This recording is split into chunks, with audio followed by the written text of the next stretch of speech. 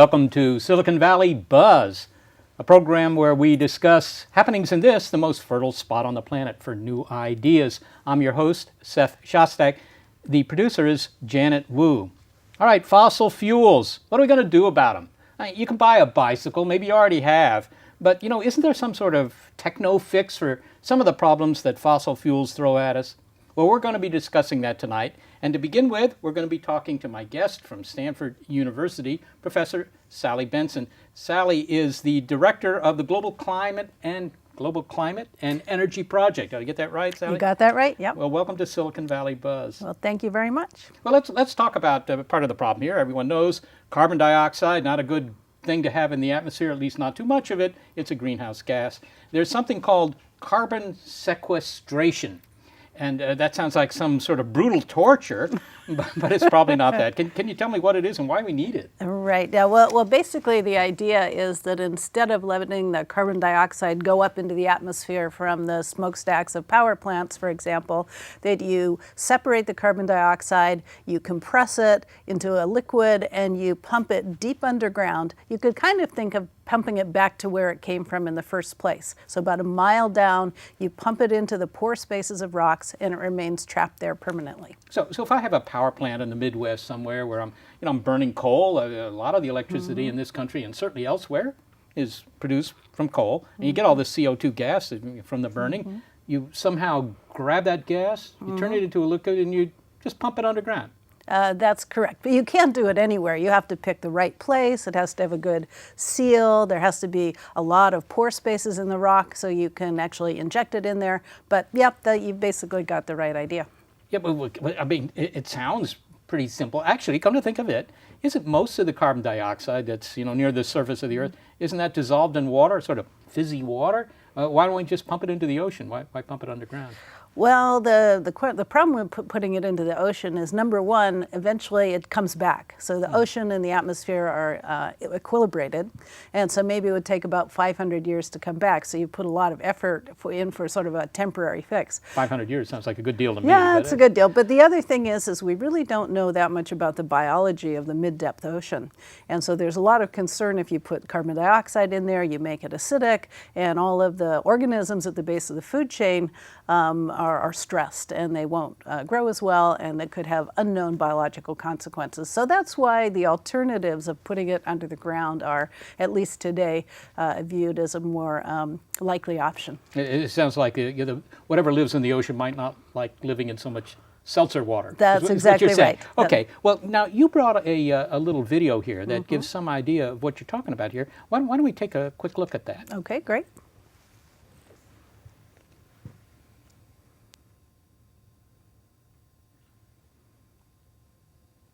They may have pumped the video underground.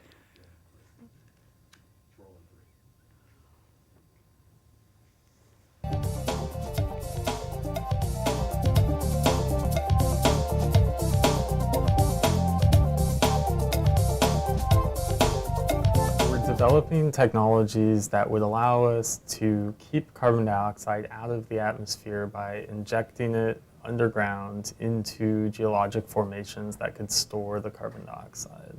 Most of this work eventually would apply to refineries, power plants, steel mills. And the idea with geologic sequestration is that we could take that carbon dioxide and transport it to locations where we could inject it deep into the subsurface, into rock formations where that CO2 would be free to move, but would be trapped by overlying geologic strata.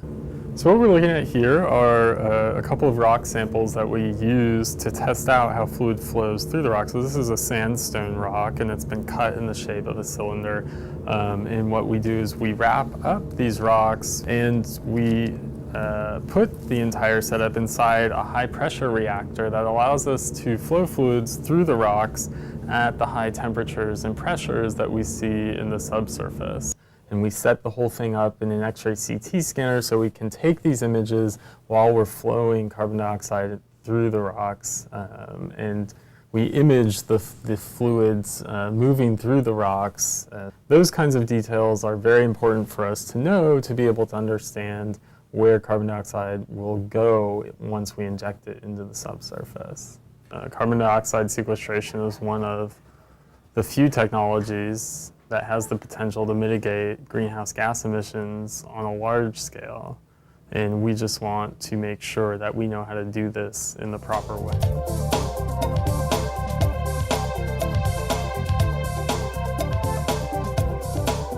Students? It's one of my postdocs, yes. One of your postdocs. Okay, so he showed how you actually do pump this CO2 down underground. Now, is anybody doing this now? Is this just, a nice idea? No, actually, there are 4 projects around the world. The most famous one is in Norway. It's been going since 1996, and they pump about 1 million tons of CO2 underground every year. And they use seismic monitoring techniques, so they actually know exactly where the carbon dioxide is, and it works great. There are 3 other projects in addition to that, another one in Norway, one in Africa, and one in Canada. So this is the ultimate sweeping it under the rug project, I guess, in a way. I hate that Well, okay, but if it never comes back, then that's okay. That's okay, right. absolutely. And I assume it doesn't really come back. No, not if you've done your job right picking the site. Okay, now if I ran a utility company in Indiana or something, and I saw this and I said, yeah, that's a nice idea, but the cost of doing that just dwarfs all the rest of my energy production costs, so I can't do it because I can't charge people 50 cents a kilowatt hour just because we're doing this. I mean, can you make this practical in terms of the expense? So the big expense is actually capturing the carbon dioxide. Pumping it underground is actually fairly inexpensive. So there are lots of different technologies for separating the carbon dioxide from nitrogen, basically. There's something called pre-combustion, post-combustion, oxy-combustion technologies. And right now, if we deployed those, it would cost about anywhere from 50 to 100% more to generate electricity. Okay, so it does cost more, but there's an awful lot of really exciting research going on to try to cut the cost associated with all of those alternatives. So over time, I think that there's very good reason to hope that we can get those costs down. But the reality is carbon-free energy is likely to cost more than energy where you generate carbon emissions. Well, you're only talking a factor of 2 even today, though. I mean, Right, even today, though, yeah. Double your electric bill. And I think for a lot of people, that's not beyond the bounds. Right. Well, it really won't double your bill, though. It doubles the part it costs to generate electricity. But if you look at your bill, you'll find you're paying for transmission, distribution, all the other stuff. So in California, it would only increase our bill about, say, 30%. Are the coal companies sending you flowers every day? I would think that this would be the greatest thing for them. Yeah, well, it still would represent a significant, change to the way business is done. So yes, I think they're appreciative, but until we get really serious about solving the climate problem, we're not going to do any of these things. We need a reason to implement these new kind of technologies. We're going to be taking a break here in a moment. We're going to bring on some other students that are working on other energy technologies, but I do want to ask you when we come back about the Global Climate and Energy Project. But just one final thought here, and that is, instead of pumping the CO2 underground, what about just planting more trees? Trees like CO2? Yeah, well, certainly, I'm always for planting trees, but you'd need to plant more trees than we could possibly plant to suck up all the CO2 that we need to do. Just not practical. Yeah, it's just not practical. I mean, it's a good idea. We should do it, but it's not enough. It doesn't seem to be too much room for trees. And in fact, we're probably reducing the total number of trees rather than increasing. Or is that not true? Actually, in North America, we are reforesting large parts of the East Coast and even the Southeast. So actually, in terms of our carbon balance in the United States, trees contribute significantly to reducing what our overall emissions are. I'm actually surprised and, to be honest, gratified to hear that. Okay, well, we're going to take a break, and when we come back, we'll pursue some other technologies and talk about your project. Okay, great. Thank you. Ready to go?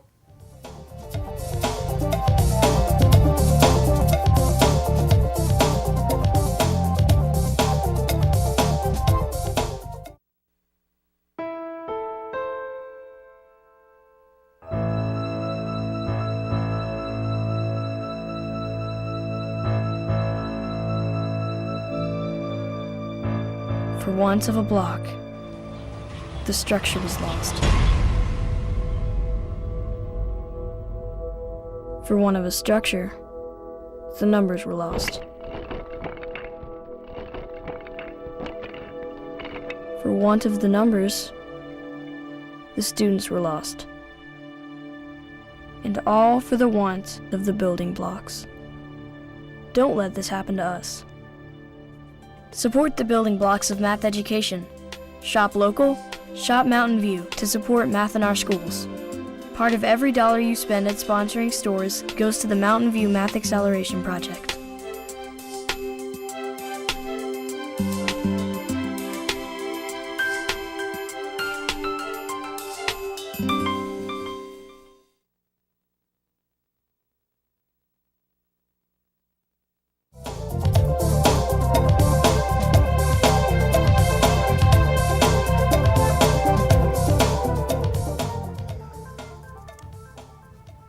Welcome back to Silicon Valley Buzz. I'm Seth Shostak, and we're talking about what to do about fossil fuels.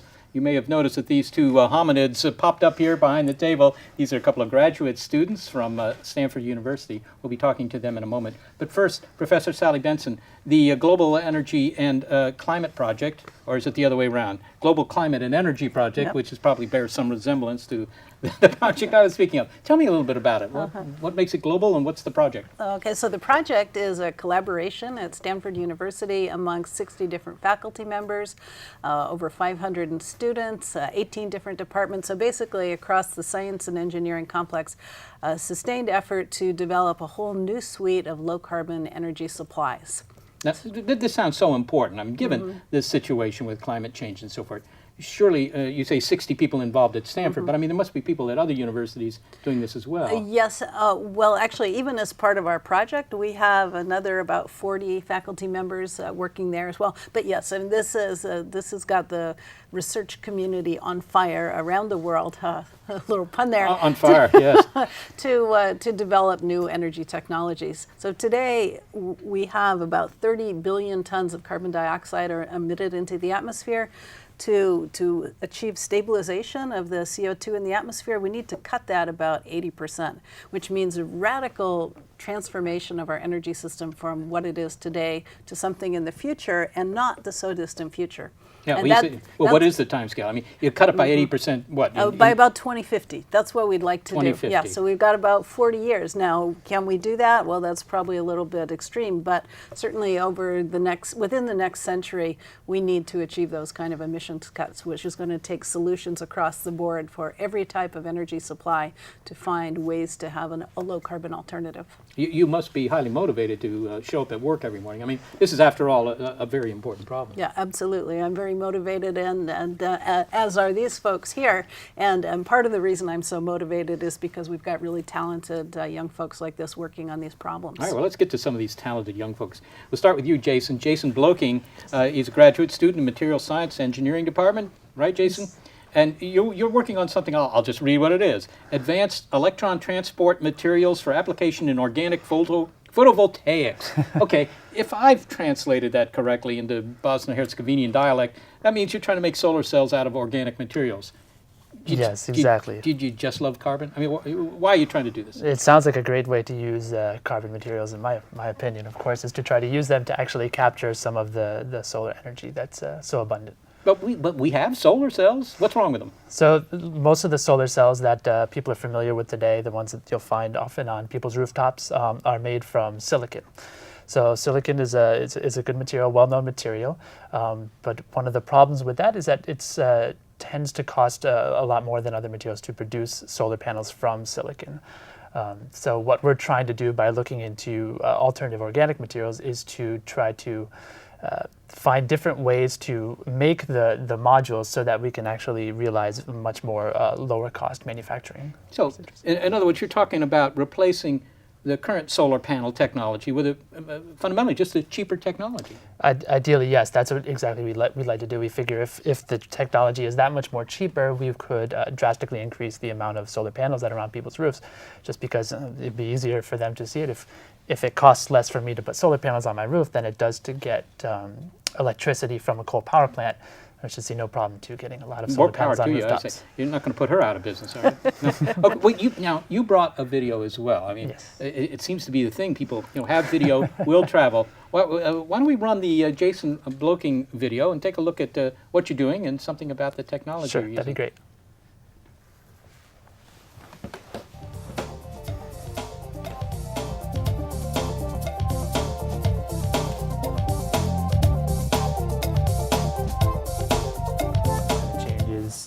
is a serious threat to our environment and our way of life.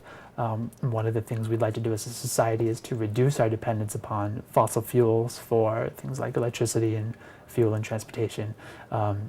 One very renewable, very abundant resource that we know of is, of course, the sun. There's enough energy that comes from the sun and hits the Earth's surface within an hour and a half to fully provide for the entire world's energy requirements for an entire year. So the question of abundance of renewable energy from the sun is not in doubt at all. It's just a matter of harnessing it. Solar panels are made from a material silicon. The cost for a rooftop system to power your home could range from a few thousand to $10,000 to $15,000. What our research is focusing on is trying to come up with new materials to drastically reduce the cost of solar technology.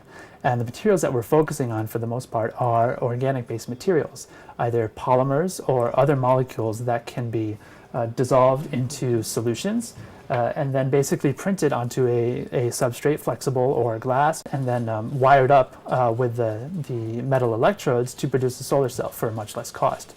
Some of these are the lab scale solar cells, as you can see. Probably a little difficult to see the actual active material underneath these metal electrodes, but you can see the metal electrodes that are under there. Those darker patches where the metal fingers are would be the actual active material absorbing.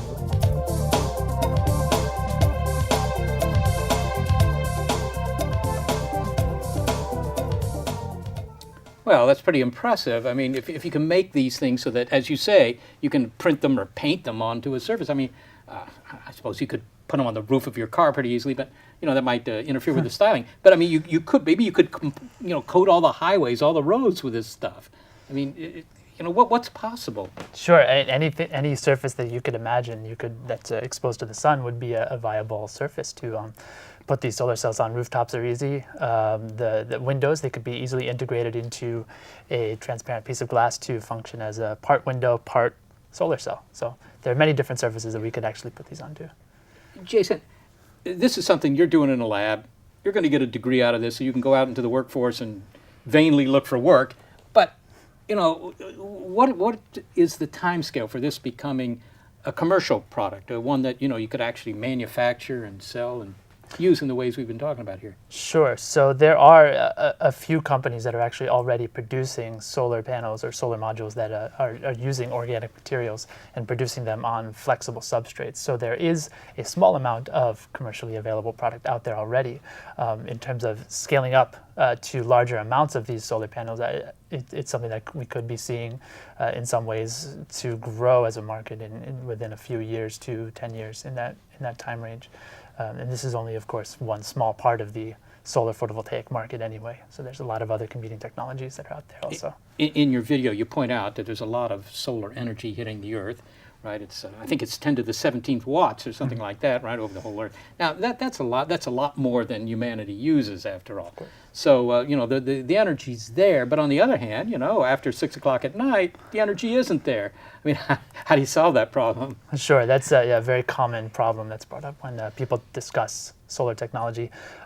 There are certainly going to be a need for large-scale energy storage capabilities, whether we use the electricity created from solar cells to manufacture biofuels or to store electricity in batteries or capacitors, something like that, and then try to harness the energy and use it later on in the evening when we all want to sit down and watch our television and go on our laptops, listen to our radios and everything like that. What's the best technology? I mean, how about just pumping water uphill and then let it run down at night or something? Yeah, that's another possibly viable technology, pumping water up top too.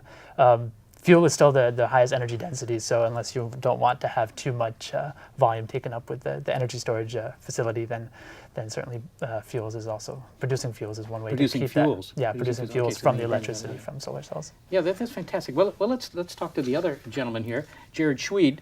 Jared, you're a graduate student in the physics department. That's right. And you're working on, you've got something called the PEAT concept. PEAT, in this case, being an acronym that stands for Photo-Enhanced Thermionic Emission. Well, okay, a lot of people might not be totally conversant with that. Why don't you explain what it is and why they really want it? Okay. So essentially our goal is to create a high-temperature solar cell. And the reason that we want to do that is so that we can use them in tandem with a solar thermal device. Now, the photovoltaic effect simply gets worse and worse as you increase temperature. And so we investigated other possible physical mechanisms that could form the basis of essentially a high-temperature solar cell. Well, let me get to this. Why you want it at high temperature? It's just more efficient at high temperature, right? I mean, it's basic thermodynamics. If it's working at a higher temperature, it'll be a more efficient machine? So the reason that we're really interested in doing this is that there are essentially two completely disjointed solar technologies at the utility scale. Photovoltaics, like what you would have on your roof, and solar thermal devices, where you concentrate solar illumination to provide heat for a heat engine. So in other words, if you might take a big mirror and just Exactly. bounce the sunlight to some little thing there where you boil water or something like that and run a steam engine or something. Exactly. Okay. Now, if you could imagine, if you could put one of these photovoltaics basically right in the path of this concentrated light, well, you could peel off a lot of photoelectricity. And since photovoltaics generate heat anyways, you could dump that waste heat to this bottoming thermal cycle. But the So- problem is with the photovoltaic process itself.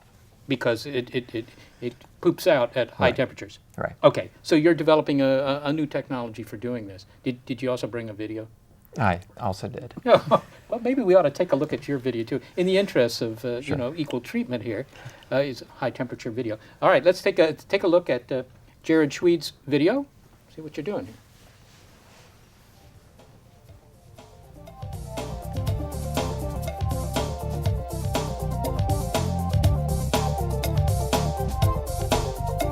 This is a typical example of a panel of photovoltaic cells. Photovoltaic cells are extremely good, or at least the best of them are very good at what they do, but they're limited in efficiency by the photovoltaic process itself. At the opposite end of the spectrum are solar thermal devices, which use concentrated solar illumination as a source of heat for a heat engine. Now, in principle, these two mechanisms could be used for cogeneration. Photovoltaic cell, anything that it can't harvest generates heat, which we could then dump to a solar thermal device and use that to generate more electricity. But there's a problem with doing this, and that's that photovoltaic cells can't handle the sorts of high temperatures that's required to be at one of the focuses of a solar concentrator dish. And that's what led us to begin investigating possible physical mechanisms that essentially could form the basis for a high temperature solar cell. And what we came up with is a process that we call PEAT, or photon enhanced thermionic emission. The PEAT process can actually harvest both the light and the heat from the incident solar spectrum, which makes it very well suited to put at the focus of a concentrator dish. And the higher temperature that you get to, the more efficient the PEAT process can become, which makes it ideally suited for this sort of cogeneration scheme in which you put it at the focus of a solar concentrator and deliver the rest of the sun's energy as waste heat to a solar thermal device.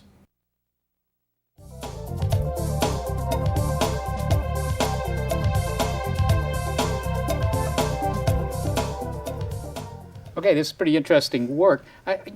People are familiar with solar panels. They see them over the parking garages at Google. They may have some on their homes or on the Stanford campus, as seen in your video there. What is the efficiency of these things, roughly? I mean, how much of the sunlight do they actually convert into electricity? So the theoretical limit for these sorts of silicon photovoltaics is around 30-ish%. 30%. But they typically do quite a bit poorer than that. 10%? About 16%. Yeah. 16%. Yeah. Mhm. Okay. What about your process? How good is that? I mean, how good could it be in the field? In the field, we've done some theoretical analysis that could show that it could be much higher than that. 44% with our theoretical model, but it could actually be higher than that still, something Factor like of 60. 3. It could be. That right. could change the world. That's our goal. A factor of 3. And what about your technology there, Jason? Yeah, so our technology is still on the learning curve in terms of driving up some of the efficiencies. So the organic photovoltaic world, I think the highest lab scale record efficiencies are about 9%. We've seen a lot of growth over the past 5 years, which is great, but we still have a long way to go. Yeah, but you have the advantage of cheap manufacture. That's the goal. Right. Okay, so this is a two-pronged attack, higher efficiency, cheaper materials. Sally, are we going to beat this rap? I mean, is this going to happen? I'm somewhat discouraged. I've read in the papers, everyone's read in the papers about solar panel production here in the Bay Area, Solyndra and so forth, going belly up and so forth. And, you know, people I think are getting a little discouraged. This sounds good. Yeah, there are lots of great ideas. You know, in the long run, there's every reason to have confidence in the technology. In the short run, what we're seeing is competition among competing technologies, and what we've seen in the last couple of years is that silicon technology has just gotten cheaper sort of a lot faster than anyone thought that it would. Now, part of it's because of the downturn in the economy, because there's an excess of supply, but right now we're in a situation where silicon cells are quite inexpensive. But I think as time goes on and these new technologies improve, that they're going to give them a run for the money. I noticed that your project is funded by organizations like Exxon, Toyota, Schlumberger, General Electric. These people are in the power generation business and sometimes in the, you know, the coal and oil business, the fossil fuel business. What's their interest? I mean, looking to the future. Actually, when this project started in about 2003, if you looked at university research, nobody was doing this kind of research at all. Most people were working on information technology, they were working on pharmaceuticals, you know, all the material scientists, applied physicists, and so forth. This group of companies came together with the leadership at Stanford University and said, no, we need to think about the future of energy. We need to take the brightest people and get their energy, their attention focused on this problem. And that's what we've done. And so some of the exciting work you've seen here represents some of our early accomplishments and the reason for hope. well, those of us in the South Bay, of course, like to look at Stanford as one of the jewels of the South Bay. But this is obviously, this is an international effort, clearly. But how would you rank the Stanford effort? I'm sure you guys would rank it pretty high, but you know, is that true? I mean, is Stanford on the bleeding edge here of what's happening? It's definitely on the bleeding edge of technology, yeah, their tremendous accomplishments, widely recognized, along with a number of other excellent U.S. universities and European universities as well. Well, we clearly haven't run out of energy here, but unfortunately, we've run out of time. Thanks to my guests, Professor Sally Benson and Jason Bloking, Jared Schwede, and thanks to you for watching Silicon Valley Buzz. We'll see you next month.